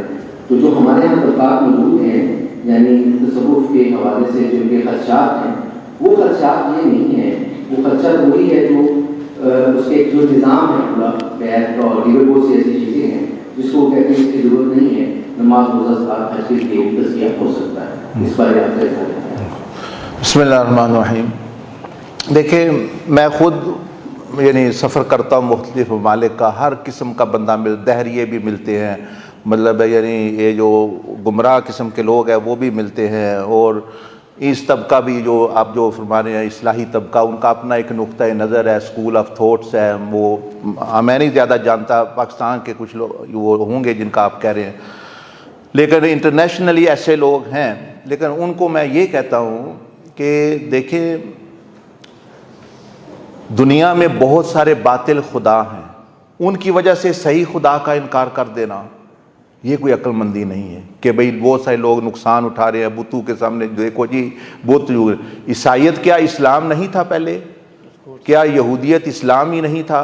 क्या यहाँ हिंदुस्तान में अंबिया नहीं आए होंगे? ये हिंदू में मत में जो किताबें मिलती है उनमें तौहीद का जिक्र, तो ठीक है, करोड़ों खुदा बातिल होंगे जो बातिल हैं, लेकिन वही एक सच्चे खुदा का भी पता देते हैं कि भाई एक सच्चा खुदा है, उसके भी इबादत का एक तरीका होगा। तो वो ये चीज़। अच्छा, दूसरे मसलन अंबिया अलैहिस्सलाम गुजरे, लेकिन बहुत सारे दुनिया में झूठे दावेदार हैं अंबिया यानी नबी होने के, मुसैलमा कज़ाब हो, असवद अंसी हो, और या मिर्ज़ा ग़ुलाम अहमद, क्या उनकी वजह से सच्चे नबी को छोड़ दिया जाए? ये तो कोई अक्लमंदी नहीं। अच्छा, इसी तरह जो है उलमा हैं, तो बहुत सारे उलमा सही गुजरे हैं, बहुत सारे उलमाए जिनको उलमाए सू कहते हैं, जिन्होंने इल्म को दुनिया हासिल करने का ज़रिया बना लिया, क्या उनकी वजह से दरबारी उलमा درباری جو صرف سرو کر رہے ہیں اپنے پیٹ کو اور حکم تو اسے گرانٹیں لے کے یہ کر کے وہ کر کے، حق نہیں ان کو بتانا. وہ مجددی جیسے مجدد الفسانی بھی حکومتوں کے پاس جاتے لیکن رویہ جو ان کا تھا، تو کیا ان کی وجہ سے علماء ربانیین کو ہم چھوڑ دیں؟ تو اسی طرح اس طبقے کو میں کہتا ہوں کہ بھائی ٹھیک ہے، ولایت اولیاء اللہ کا، صوفیاء کا بھی ایک طبقہ ہے، اس میں بھی بہت ساری چیزیں بالکل غلط شامل کر دی لوگوں نے، بہت سارے جھوٹے دعوے دار بھی آ گئے ہیں، تو وہ کر بھی غلطیاں رہی ہیں، لیکن ان کی وجہ سے ہم وہ جو حقیقی تزکیہ اور تصوف یا وہ جو سسٹم جو کہ صدیوں سے جو امت فائدہ اٹھا رہی ہے، آپ 1400 سال بعد پیدا ہو کے کہہ رہے ہیں جی وہ یہ ہو گیا، وہ نہیں ہے، وہ نہیں ہے. تو میں ویسے بھی عام لوگوں کو بھی نصیحت کرتا ہوں، میں کہتا ہوں میری بات نہ سنیں، آپ 1400 سال کے جمہور علماء کی امت کی بات سنیں، وہ جھوٹے اور یا وہ گمراہی پہ نہیں ہوتے. وہ ایک بندہ ہو سکتا ہے ہر صدی میں بھٹک جائے، 2 بندے ہو سکتے ہیں، 3 ہو سکتے ہیں، یہ نہیں ہو سکتا کہ 97 98 بھی 2-4 چیزیں انہی کی لے کے، انہی کی کتابیں پڑھ کے اور انہی سے جو ہے وہ چیزیں لے کے. اور میں قرآن حدیث جو ہے ایک قرآن مجید کا متن عالم سے عالم تک آ رہا ہے، نے جو اس کا مطلب بیان کیا ہے اس کو تفسیر کہتے ہیں. دوسروں کی رائے ہو سکتی ہے جی میرے نزدیک یہ ہو گیا، میرے نزدیک وہ ہو گیا. بات میں نے بتا دی آپ کو کہ بھئی اگر مطلب ہے کہ معاشرے میں نقلی نوٹ پھیلے ہوئے ہیں، لوگ مطلب غلط کام کر رہے ہیں، تو اس سارے طبقے کا رد نہیں، سسٹم کا رد نہیں کرنا چاہیے، اس کو مانے کہ وہ صحیح ہے، وہ کر رہے. لوگ غلط آ گئے ہیں، وہ غلط استعمال کر رہے ہیں، بالکل ہم بھی مانتے ہیں. اور دوسری بات جو میں ان کو بھی کہتا ہوں کہ دیکھیں، آپ سوچیں کہ ساری دنیا کے علماء، ہر صدی کے جو جمہور علماء ہیں، وہ کس طرف کیا رہے ہیں، کیا کرتے رہے ہیں. یہ تصوف ہو یا تزکیہ ہو، یہ کوئی مطلب ہے یعنی 14ویں صدی میں پیدا ہونے والی چیز نہیں ہے. اس میں ہر صدی میں شروع سے جتنے محدثین ہیں جن کی حدیثیں ریفرنس کرتے ہیں، وہ سارے کے سارے صوفی ہیں، ان کے مشائخ صوفی ہیں، وہ استعمال ہی یہ کرتے ہیں. اور جن کے اسکالرز کے یہ حوالے وہ خود اس کے ہاں وہ اس کا رد کرتے ہیں کہ بھئی جو میں بھی عرض کر رہا ہوں کہ بھئی جو شریعت کے خلاف ہے چیز، اس کا وہ رد کرتے رہے ہیں. صحیح، اب بھی رد کرنا چاہیے. اور یہ ایسے تو وہ بھی جو اصل اگر اس چیز کو مانتے ہیں کوئی تو اس چیز پر ہی عمل کر لے. دوسرے جو لوازمات ہیں، جس طرح میں عرض کر رہا ہوں بھائی بیعت ضروری نہیں ہے، ممبرشپ ضروری نہیں ہے، ہاتھ چومنا ضروری نہیں ہے، یہ ہدیے دینا ضروری نہیں ہے، شیرنی کرنی، یہ ڈھول ڈمکہ، یہ چیزیں بھائی اس کا تصوف کے ساتھ وہ تعلق وہ یعنی اپنا نہیں ہے، لوگ غلط کر رہے ہیں. لیکن اصل جو چیز ہے وہ یہی جو میں نے آپ کے سامنے یعنی عقائد، اس کی بیس، اور پھر جو تزکیہ جسم کا، دل کا، دماغ کا، نفس کا، اور خدا کی رضا تک پہنچنا، بندوں کی خدمت کے ذریعے یعنی اللہ کو عبادت کے ذریعے راضی کرنا، اور نبی علیہ السلام کو اطاعت اور محبت کے ذریعے راضی کرنا، اور مخلوق کو خدمت کے ذریعے راضی رکھنا، یہی تصوف اور یہی تزکیہ اور یہی احسان ہے. بسم اللہ الرحمن الرحیم. السلام علیکم. وعلیکم السلام. اور میرا مضمون عربی زبان ہوتا ہے. آپ نے بہت اچھے طریقے سے اپنے لیکچر کے آغاز میں مسٹسزم اور تصوف کا فرق واضح کروایا. اگر سوال یہ ہے کہ اس وقت انگلینڈ میں یا یورپ میں کوئی ایسے اسکالرس، مغربی اسکالرس جو اس فرق کو واضح کر رہے ہیں مسٹسزم اور تصوف. جی انگلینڈ میں تو ماشاءاللہ دیکھیں کئی بہت زیادہ انسٹیٹیوٹس ہیں، یعنی انسٹیٹیوشنز بنے ہیں پورے کے پورے، یعنی اسکول آف تھاٹس سے، یہ جو میں کہہ رہا ہوں مختلف اسکول آف تھاٹس کے یعنی اسی تصوف کے حوالے سے بہت یعنی میں مطلب یعنی بہت سارے جو یعنی اسکالر، کیونکہ یہ میں نے جو ابھی بیان کیا ہے آپ سمجھ لیں یہ 40 سلسلوں کا خلاصہ ہے جس پر متفق ہے. 40 تصوف کے سلسلے جو ہیں یعنی شاذلیہ، قادریہ، نقشبندیہ، رفاعیہ، چشتیہ، سہروردیہ، زروقیہ، جزولیہ، یہ غزالیہ، امام، یہ تمام کا جو میں نے خلاصہ جو اس پہ سب متفق ہے. اس سے آگے تھوڑا تھوڑا فرق آتا ہے بھائی روحانیت کی دنیا میں کیسے پرواز کرتے ہیں، اس میں مختلف مراقبات ہیں، اذکار ہیں. لیکن یہ 40 کی تو میں اس لیے بات کر رہا ہوں تاکہ بھی آپ کو تھوڑا پتہ چلے، اس لیے نہیں کوئی اپنی تعریف کر. ہمارے مشائخ جو سیدنا عبدالعزیز دباغ یہ 40 سلسلوں کے اجازت یافتہ لوگ تھے، 40 سلسلوں میں، طریقہ محمدیہ سے لے کے اور یہ دوسرے بھی، تو جو سندن 40 کے 40. تو یہ ان سب کا میں نے پہلے بھی ذکر کر رہا تھا کہ پہلے شخص جنہوں نے یہ لکھا ہے اس پر وہ امام زین العابدین ہے، امام حسین کے بیٹے. اس کے بعد پھر تابعین، تبع تابعین کی کتابوں میں، قرآن میں نے جو آیتیں ابتدا میں پڑھی ان میں اصول اور اس کی اصل جو ہے پائی جاتی ہے. اور یو کے میں یعنی میں کہہ سکتا ہوں کہ بھئی 100 سے زیادہ یعنی یہ اسکالرز ہیں، وہاں لوگ بہت زیادہ دلچسپی لیتے ہیں، غیر مسلم بھی اور مسلمان بھی. یہ جو شاذلیہ سلسلہ ہے طریقہ، یہ اس لیے اس طرح کا تھوڑا آرگنائز ہے زیادہ، کیونکہ یہ شاذلیہ کے جو مشائخ تھے یہ تھے ہی یورپین لوگ، یہ یورپین ذہن کے سوچنے والے. ان کا ایک خاص ذہن ہے، ترتیب ہونی چاہیے، پتہ چلنا چاہیے کیسے بندہ. ہمارے یہاں ایک اوپن اینڈڈ چیز ہے، ایک مریض ہے وہ کیا ہوتا ہے 5 سال کہ ہمارے ساتھ بندہ 3 دن رہے اور راتیں 3، اگر اس کو مقصود زندگی نہ ملے تو وہ چھوڑ کے چلا جائے، پھر فائدہ بھی نہیں ہے. اور وہ 3 دن کا جو پروگرام ہے ابھی لاہور میں ہم نے کرایا تھا ریٹریٹ، ایک اسپرچول ریٹریٹ ہوتی ہے، وہ ہو چکی ہے، ہر سال ہوتی ہے. 3 دن میں بندے رہتے ہیں جن کے باطن بندے کا کھلتا ہے، جس میں مشاہدات اور یہ باطنی آنکھ کا کھلا، یا مرشد نہیں کہتا، وہ بندوں کو ایکسپیرینس کراتے ہیں. اسی طرح مردوں کی تو ہو گئی ہے بچی. تو یہ شیخ ابو مدین مغربی، یہ اندلس کے، یہ جو اسپین ہے جس کو اب اسپین کہتے ہیں، یہ یہاں کے رہنے والے تھے یہ لوگ زیادہ، تو اس لیے یہ میچ کرتے ہیں. اور وہاں لوگ اس بات کو اسی طرح بہت جلدی پک اپ کر لیتے ہیں کہ بھئی اس کی سینس میک کرتی ہے، ایک کہانی ہے، ایک مطلب فلو ہے، پھر ایک طریقہ ہے. اسلام کو کوئی نہیں مانتا لیکن اس سسٹم کا پھر بھی وہ انکار نہیں کر سکتا. کوئی نہیں کہے گا زبان سے بری باتیں کرنی چاہیے، ہاتھوں سے ایک دوسروں کو نقصان پہنچانا چاہیے، دماغ سے غلط سوچنا چاہیے، دل میں غلط صفات کو پالنا چاہیے، نفس میں غلط جذبات کو پالنا چاہیے. یہ پھر بھی کوئی نہیں کہتا. یہ تو دہریے بھی مانتے ہیں اس چیز کو. تو یہ ڈیپینڈ کرتا ہے کہ کس طرح پیش کرتے ہیں. اور میں نے آپ سے عرض کی کہ بہت سارے اسکولز آف تھاٹس اور پریکٹیکل بھی یو کے میں بھی ہیں اب جو یعنی کام کر رہے ہیں لوگ ماشاء اللہ. وعلیکم السلام. سر پہلا کوشچن یہ ہے کہ آپ کی جو بھی کمیونٹی ہے اس کا نام کیا ہے اور ویب سائٹ ایڈریس وغیرہ کوئی ریچ آؤٹ کرنے کے لیے. اور دوسرا کوشچن یہ ہے کہ تصوف جو ہے it doesn't define a limit, یعنی اس جیسے اگر وہ تصوف میں کہتے ہیں، ہم نے اولیاء کے بارے میں پڑھا ہے کہ وہ جو ہے کافروں کو یا پھر ہندوؤں کو ان کو اتنی رسپیکٹ اور عزت دیتے تھے، انہیں اپنے دربار میں لاتے تھے، اپنے ساتھ کھانا کھلاتے تھے، یہ وہ وغیرہ. تو پھر جو اسلام باؤنڈری لگاتا ہے وہ باؤنڈری کہاں پہ ہے، ہم نے اس کو کیسے فالو کرنا ہے، ایک لائن کہاں پہ ڈرا کرنی ہے کہ وہ تصوف اور جو نظریات اور فکروں کی جو فرق ہے اس کو علیحدہ رکھ سکے. کیونکہ یہ تو نہیں ہو سکتا کہ 2 چیزیں اکٹھی رکھی جائیں اور وہ مکس نہ ہو یا ان سے دوسری چیز متاثر نہ ہو. ماشاءاللہ بہت اچھا سوال بیٹا. یہ وہ جو پہلے سوال ہے اس کا جواب تو یہ اوپر لکھا ہوا ہے، وہ ویب سائٹ ہے پروفیٹک پاتھ اور زاویہ.org، اور یہ فیس بک پیج بھی ہے جس میں آتی رہتی ہیں.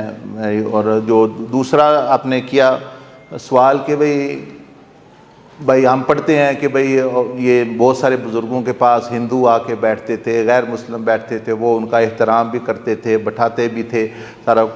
اصل میں یہ بات وہ اس کی باؤنڈری کیا ہے وہ میں آپ کو بتا دیتا ہوں. اصل میں یہ اولیاء تو نبی علیہ السلام کو فالو کر رہے ہوتے ہیں، اور نبی انبیاء اللہ کو فالو. پہلے سب سے تو دیکھیں نا، دنیا میں کافر رہ رہے تھے، بہت سارے لوگ مسلمان تھے، بہت سارے کافر بھی تھے، ایسے سمجھ لیں. مکہ میں تو بہت سارے کافر تھے. تو وہ سب سے پہلے تو اولیاء کو تو چھوڑیں، جس کے اولیاء ہیں، کس کے ہیں؟ اللہ کے. اس نے دیکھیں نا ان لوگوں کو کے لیے قرآن بھیجا، مسلمانوں کے لیے تو نہیں بھیجا، مسلمان تو نہیں تھے وہ، جو ابو جہل، ابو لہب، یہ سارے لوگ، یعنی کافروں کے لیے قرآن نہیں اللہ نے کیا کہ وہی یعنی دعوت بھیجی اور ایک نبی بھیجے، ایک رسول بھیجے، نبی علیہ السلام کو بھیجا، پھر ساتھ اپنا پاک کلام بھیجا. تو سب سے پہلے تو اللہ نے اپروچ کیا ان کو. پھر نبی علیہ السلام بھی جب غار حرا سے اترے تو کتنے مسلمان تھے؟ کوئی بھی نہیں تھا اس معنی میں. ویسے چلو کوئی بت نہیں پوجے، جیسے حضرت علی رضی اللہ تعالیٰ نے کبھی نہ پہلے نہ بعد میں بت، یعنی وہ بچے تھے انہوں نے بت کی پوجا، کئی اور بھی تھے جنہوں نے بتوں کی پوجا، حضرت ابوبکر صدیق ہے انہوں نے نہیں کی، لیکن کوئی مسلمان نہیں تھا اس معنی میں کہ حضور علیہ السلام سے کلمہ پڑھا ہو۔ تو وہ کن کی طرف آئے تھے؟ سارے مشرک تھے، سوائے ان لوگوں کے جو مطلب ہے اگر اللہ نے ان کو ہدایت دی، ہم نہیں جانتے کوئی عیسیٰ علیہ السلام کو اکا دکا بندہ کہیں دنیا میں ماننے والا ہو۔ تو یہ تو پھر حضور علیہ السلام آ کے کن لوگوں میں بیٹھے اور کن لوگوں کو بٹھایا ساتھ؟ وہ کافر مشرک ہی تھے، تو ان کو بٹھاتے رہے۔ کوئی سال بعد مسلمان ہوا، کوئی 5 سال، آپ کی پھوپھیاں، آپ کے چچا حضرت عباس، ہم ہو گئے مسلمانوں میں پیدا، اور مسلمانوں کے ارد گرد تو ہمیں وہ چیز سمجھ نہیں آ رہی، لیکن ہم تھوڑی سی سیرت نبی پر غور کریں تو سمجھ آتی ہے۔ اللہ پاک نے پہلے تو یہ طریقہ اختیار کیا کہ کافروں میں جائیں، ہر نبی کو اس کی قوم کی طرف بھیجا گیا جو ہٹ چکے تھے اس راستے سے۔ پھر اولیاء، ہاں اب باؤنڈری کیا ہے؟ یہ بچے بہت اچھا سوال کیا کہ ایک مثلا بندہ ہے، میں مثلا بیٹھا ہوں، اے جی میں ولی ہوں، میں یہ ہوں، آ جاؤ ہندوؤں آپ بھی آ جاؤ، آ جاؤ بے دینوں آپ بھی آ جاؤ، بیٹھو میرے پاس، میں تم سے محبت کرتا ہوں، یہ ہے ٹھیک ہے۔ اب وہ جو ہندوؤں کا جو کلچر ہے، یا ہندو جو چیز کرتے ہیں، محبت کرے اور ان کو تو قریب لائے اپنے طریقے، اپنے اسلام کے تعلیمات کے، خود سرے منہ اپنے اندر تبدیلی نہ لے کے آئے کہ ان کو فالو نہ کرے۔ اب یہ نہیں کہ ہندو آئے ہیں، اچھا جی یہ تو ناچتے کودتے ہیں، چلو ہم بھی ان کے ساتھ 2-4 دفعہ ناچ کود لیں، یہ قریب آ جائیں گے۔ اچھا جی یہ تو ڈانس کر لیتے ہیں، ان کے ساتھ جو ہے ہاتھ ملا مطلب ہماری، اور مطلب کوئی بے پردگی ہے جو ساری کر رہے ہیں کہ بھائی یہ ان کو قریب کر رہے ہیں۔ ایسے بہت سارے لوگ ہیں جی ہم لوگوں کو قریب کر رہے ہیں، اس لیے ہم بھی ٹنڈ منڈ ہو کے ان کی طرح بن جائیں تاکہ جو ہے یہ قریب آ جائیں۔ اچھا یہ باؤنڈری ہے کہ آپ نے ایک بال برابر بھی تبدیل نہیں ہونا، کیونکہ ان کو آپ نے اپنے ماڈل پہ لے کے آنا۔ اگر آپ تبدیل ہو گئے، نہ تیتر نہ بٹیر، وہ کس کو فالو کریں گے؟ وہ کہیں گے یہ بھی ہماری طرح ہی ہے۔ اب بہت سارے لوگوں کو ہم نے اسلام کی دعوت نہیں دی۔ انگلینڈ میں بیٹھا تھا ایک دفعہ، یہ ساتھی کچھ آئے بھی ہیں، نماز کے بعد پڑھ رہے تھے، بہت سارے لوگ صرف اسلام کا لباس دیکھ کے مسلمان ہو جاتے ہیں، بھائی ہمیں جی اس چیز نے متاثر کیا، کوئی اخلاق دیکھ کے مسلمان، بات بھی نہیں کرنا پڑتی باتوں سے، بلکہ بات سوا بحث ہو جاتی ہے۔ تو بیٹا باؤنڈری یہ ہے کہ آپ بالکل جس کے وہ بٹھائیں ساتھ، آئیں وہ آئیں، آپ تبدیل نہ ہوں، ان کو تبدیل کرے کہ وہ دھیرے دھیرے اپنی روشیں چھوڑ کے حق کی طرف آ جائیں، کہ ان کے وہ تو باطل پر ہیں، آپ نے تبدیلی نہیں لے کے آنی۔ اب کئی لوگ ایسے جن کو یہ چیز نہیں پتا، وہ اچھی نیت سے بھئی ہم ان کی طرح بنا، یہ کسی صحابی نے نہیں کیا، یہ کسی نبی نے نہیں کیا، وہ تبدیلی آئی، ان میں تبدیلی نہیں آئی۔ اور باؤنڈری یہ ہے، خطرہ یہ ہے کہ آپ میں تبدیلی آنا شروع ہو جائے۔ تو اس یعنی حکومت ہے جس طرح کی، اچھا جی وہ کہتے، مجھے وہ کہنے لگے جو اے جی یہ آپ نے داڑھی رکھی ہے، میرا لباس کالج یونیورسٹی سے، یعنی میں یہ پینٹ پہننا کوئی منع ہے، بس پسند ہوتی ہے اپنی اپنی۔ جیسے کرکٹ لوگ کھیلتے ہیں تو وہ سبز کسی نے جرسی پہنی ہوئی ہے، اپنے ملک کا جھنڈا لگایا ہوا ہے، تو اچھی بات ہے، اس کی افیلیشن ہے، اس کو پسند ہے۔ کسی نے بالوں کا سٹائل بنایا ہوا ہے، تو میں بھی بھائی جنہوں نے پینٹ، بالکل یہ بھی اسلامی لباس ہے، اسلام تو اس کے خلاف نہیں ہے، لیکن کسی کو کبھی محبت کی وجہ سے بھی کوئی چیزیں پہنی جاتی ہیں، بھائی مجھے نبی علیہ السلام پسند ہے، اولیاء اللہ پسند ہے، بشک ان کا لباس جیسا بھی تھا اس وقت زمانے کا ہے یا نہیں، بھئی مجھے پسند ہے افیلیشن ان کی، بھئی میں ان کی طرح پسند کرتا ہوں، ٹھیک ہے۔ کوئی نہیں کرتا، کوئی کہتا ہے میں نے پینٹ پہنی، ٹائی پہنی ہے، پہنے، کوئی حرج نہیں، وہ بھی اللہ کے اس طرح قریب ہو سکتا ہے۔ یہ تو ایک افیلیشن ایک نیچرل ہے۔ تو میں اسی لباس میں ہوتا ہوں اکثر، تو وہ کہنے لگے یہ امریکہ والے جو ہے نا یہ بڑے سخت ہیں، یہ تو وہاں بڑی کویشچننگ کریں گے آپ۔ تو وہ جب وہاں گئے، وہ جتنے سوٹر بوٹر تھے، ٹائی پہنی، کوئی داڑھی نہیں، ان کو انہوں نے روک کے جیل میں بند کر دیا، اور مجھے پوچھ کے نکال دیا۔ اچھا وہ کہنے لگے اس کو پوچھیں، یہ دیکھیں یہ ٹیررسٹ لگتا ہے، اس کو پوچھیں، ہمیں کیوں پوچھ رہے ہیں، ہم تو دیکھو مطلب یعنی لبرل لوگ ہیں، ہمیں ایسے۔ اب انہوں نے کہا کہ جو اپنے نبی اور دین کا وفادار نہیں، وہ کبھی ہمارا بھی نہیں ہو سکتا، یہ ہمیں بھی پتہ ہے۔ یہ بندہ جیسا بھی ہے، جو ہے نظر آ رہا ہے، وہی مطلب ہے کہ یعنی یہ ہے. اور تم لوگ جو اپنے نبی کو چھوڑ سکتے ہو, ہمیں تمہارے پر اعتماد نہیں. جتنے لوگ یہ زیادہ دہشت گردی کرتے ہیں وہ سارے کیما فلوج ہو کے آتے ہیں, تو ہمیں تو تم زیادہ مشکوک لگتے ہو. یہ تو اسلام کا سلم. لیکن آج کل وہ زمانہ ہے, وہ کہتے ہیں لوگ یعنی دو مسلمانوں کی قسمیں ہیں. کچھ مسلمان ہیں اچھے ہیں, وہ بھی وہ کہتے ہیں جی ہم انڈر کور مسلم ہیں, جی اندر سے ہم بڑے اچھے بڑے عاشق ہیں, بڑی ہماری روحانیت ہے, ہم تو انڈر کور مسلم ہیں, تو باہر سے ذرا جو ہے معاملات جو ہے وہ اور ہے. تو یہ اپنے اپنے ایمان کی اپنے اپنے اظہار کی. تو بات کرنے کا مقصد یہ باؤنڈری یہ ہے, جس کے ساتھ بیٹھیں. یہاں بچیاں آتی ہیں جس طرح کی بھی ہیں, ہندو ہیں مسلمان ہیں, بیٹھیں ان کو محبت دیں, سب کچھ دیں, اخلاق دیں, ہر چیز دیں. ایمان نہ دیں اپنا, اپنی حیا نہ دیں, بلکہ ان کو حیا دیں اور ان کو ایمان دینے کی آہستہ آہستہ کوشش کریں. جی بھائی ایک سوال کریے. I think time is over.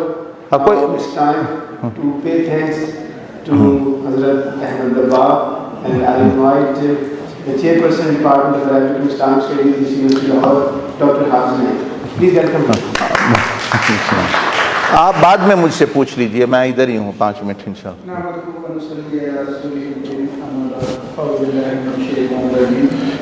بسم اللہ الرحمن الرحیم. سبحان ربک رب العزۃ عما یصفون وسلام علی المرسلین والحمد للہ رب العالمین.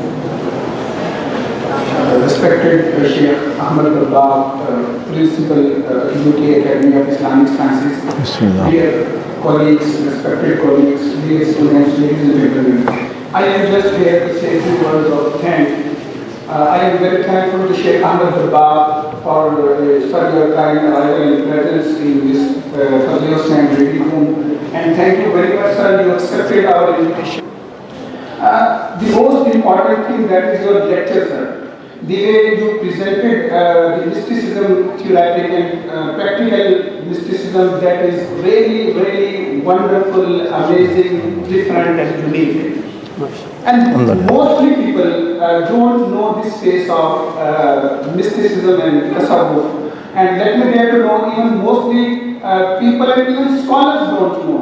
Thank you very much, sir. You came here and you presented a wonderful lecture. I am also very thankful to my brother Hafiz Khurshid Qadri, who arranged and organized this wonderful activity. I hope you will continue in future with these kinds of activities, inshallah. I am also very thankful to all my students, my colleagues, and a special thanks to Dr. Ali Akbar Al-Azhari sahab. Sir, thank you very much. You came here and participated in this wonderful activity. In the end, I again thank you very much, sir, and we hope you will come again on our request in future, inshallah. Thank you very much. One last point for those of this is the lecture summary, as well as those who want to begin this journey. The material which I was showing, it's already printed here. We have many more copies. So if any student wants the lecture summary plus the practical aspect they want to follow, they can take one piece actually free of charge actually. And also there is a website and things as well there as well. That is for you as well, inshallah. Now, last but not the least, I invite Shaykh Ahmad Dabbagh in front of you people here, and I invite Dr. Tareeqah MuhammadiyahPropagating to present a sheet, a memorandum. Sir, please. Sir, please. Bismillah. Jazakallah. MashaAllah. Bahut shukriya. Ma'am, please. Bismillah. Dr. please. جی سر آپ کے پاس رہے کہ ہماری انشاءاللہ کیوں نہیں sir thank you very much sir آپ تشریف لائے سر ماشاءاللہ او مائی سو ماشاءاللہ now I'll present the bouquet. اچھا sir ماشاءاللہ thank you sir بہت شکریہ یہ تو سب سے آپ کو دیر ہو رہی ہے لیکن آپ سر یہ السلام علیکم ورحمۃ اللہ. کیا حال بیٹا